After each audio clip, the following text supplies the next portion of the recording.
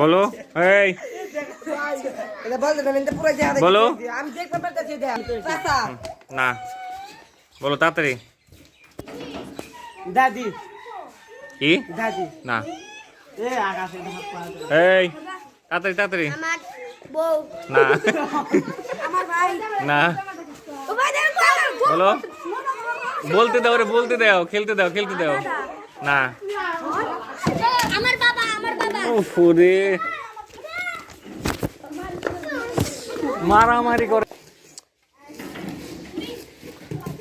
ধাক্কা ধাক্কি শুরু করছে কেন